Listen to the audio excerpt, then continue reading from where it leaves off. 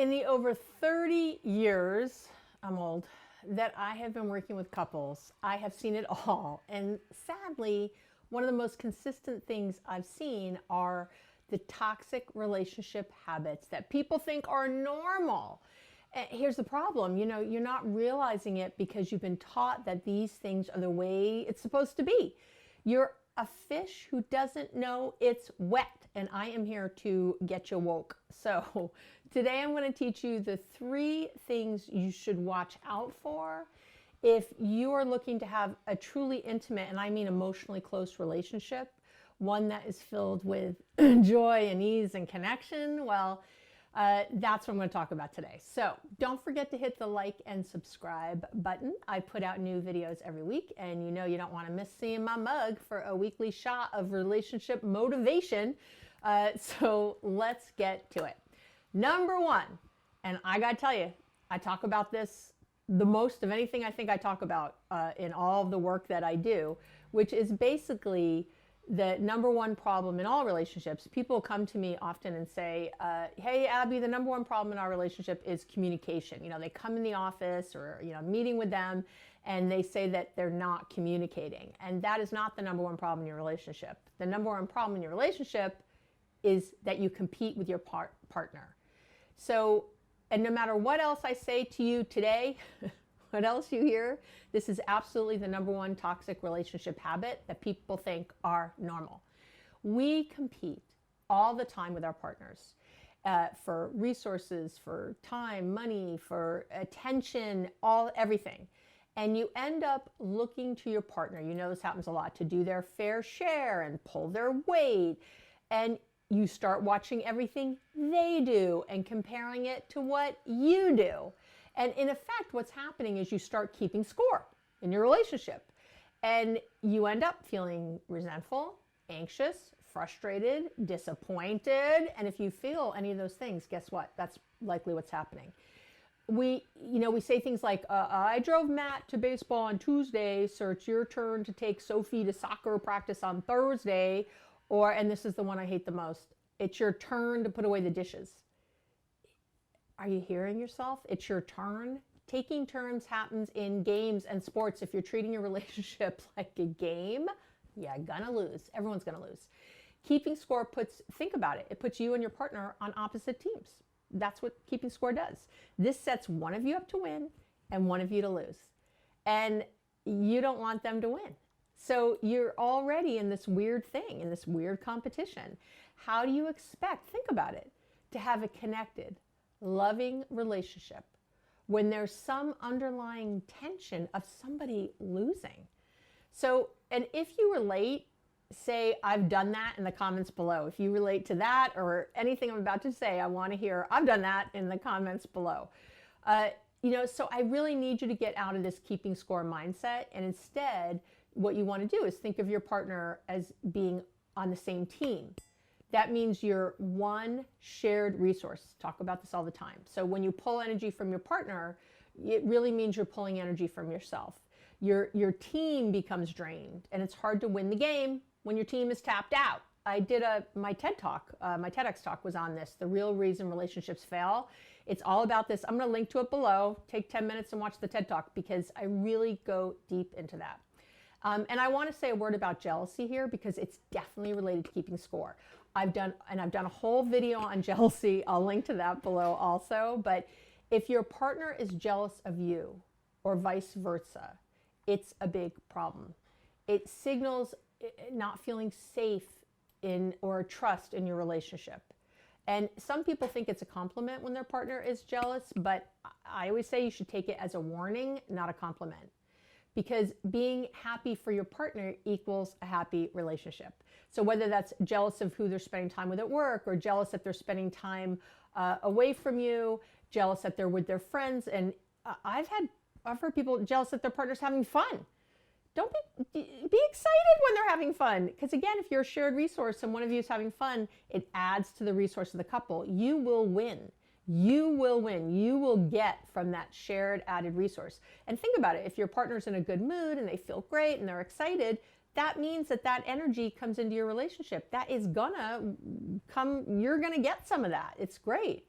So when you keep score, again, you're setting yourself up to be competing with your partner. So you're not happy when they share good news. How can you be? If you're competing and they do well, it means you're losing. So instead of being happy that your partner got a promotion, you end up, saying something like, well, good for you that you got a promotion and now you get to travel, for work. I guess I'll just be stuck at home taking care of the kids. That's what comes out of your mouth. You're not getting that it's adding to the both of you. When they get something good, if you get resentful, you're competing. You act as if, they're scored a goal and you're the loser watching it happen. If that sounds familiar, again, comment below. But that is not the way you need to be. This is toxic. Being there for your partner when the going gets rough is obviously important. And, a lot of times couples actually are very good when the going gets rough. They'll really come together. But the research shows that being there for your partner when the going goes good, when the going goes right, is actually more important for relationship satisfaction and happiness. So make sure that you are your partner's biggest support and cheerleader. So stop competing, stop keeping score. Everybody wins. Number 2, that's really toxic that people think is normal, is thinking that your partner should make you happy or blaming your partner for your unhappiness.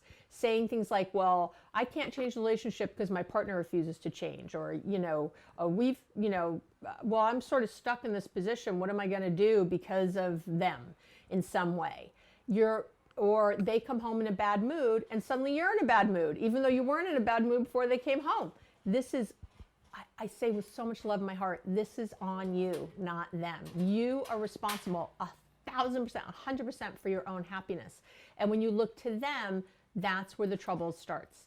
I talk a lot about how, again, what seems normal is that we talk about things like my better half, my other half, that kind of thing. We have that language where we think of this sort of 50-50 thing. So we think that, okay, I bring my part, you bring your part, and then together we have this whole. So if you're not happy, then I can only do so much with my 50%, to be happy, but that's not how it is. It's not how it is. You bring the 100.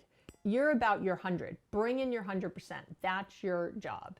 Not looking to them to make you happy, not looking outside of yourself for anyone, your partner or anyone else to make you happy. You've got to focus on that for yourself, because this is why you're so frustrated and angry and all those yucky feelings, because you think it's them, and that means you have no control over your happiness. You think it's something outside. So, and now that's why you get more controlling and more angry and more anxious with them. So this is not normal. It's not 50-50, it's 100. You're 100. So get out of that idea that how they feel is how you feel, or that they, control somehow those things in you, because they really don't. And the sooner you get clear on that, the happier and more satisfied you're going to be. And a happy, satisfied person in the relationship, when you bring in all that energy, guess what? They start to shift with you. And that's the real beauty. And the third thing I want to talk about is that people think are normal and it's so toxic, is not being honest with your feelings. I don't know what that's about. And people will get, this is where we see passive aggressive behavior or brushing things under the rug, but eventually it sort of bubbles out. I talk a lot, like relationships, it's like a balloon, right? There's air in the balloon. And if you squeeze here, the air is not actually leaving the balloon if that knot is on the bottom. It's just moving. And so that's what's happening when you're not being honest with your emotions. Now, I do want to say that brutal honesty isn't honesty. The word brutal should never be in how you're talking to a partner. Think of that. I don't want them brutal with you in any way. Well, I don't care what word you put after that. So honest means, by the way, that you're not just being honest about what they're doing. That's not, to me, honesty. Honesty is with your feelings, not theirs and what they're doing. I'm not talking about that. I'm talking about honesty with your feelings. So when something happens, to really talk about, and to get really honest with your feelings, you got to dig a little deep. You have, on the top, well, I'm angry at that. Yeah, what's underneath the anger? Go one step lower. you're hurt, you feel abandoned, you feel rejected, share that. So being honest with your feelings is not, anger is not an honest, that's not the honest feeling. It's what's below, it's what the anger is guarding. That's what you want to get to. That's what you want to talk to your partner about. That's what will change the relationship and create amazing things. So if anger is your first response, or sadness is the only thing that you ever say, if it's one of those two things, then just dig a little deeper. I'm not saying you can't say that you're frustrated or something else, but go deeper. When we tell our partners that we're frustrated, they tend to kind of back off. If we're angry at them, they sort of back up. But when we really talk about how we're feeling overwhelmed or scared or rejected or abandoned, when we talk about that stuff, partners lean in. That's where they can help. They can do something. They don't want to hurt us. That's usually really not their goal. So really think about your feelings. Really think about what you're sharing. But again, make sure it's from the true feeling, not something else. All right, so those are my top 3. If you know someone whose life will be better from this video, please share it if you think the information is great. And if you're ready to make some simple but effective changes in your relationship, you can check out my free communication toolkit for couples. Link to it down below. It's, gosh, one of the biggest things that I give away that people love, love, love. It's super helpful. It's super condensed. Everything I do is meant to just give quick hits so you can have a quick win, really feel good about something, and have a direction. That's it for today. I'm Dr. Abby Medcalf. I help people think differently so they can feel connection, joy, and ease in all their relationships.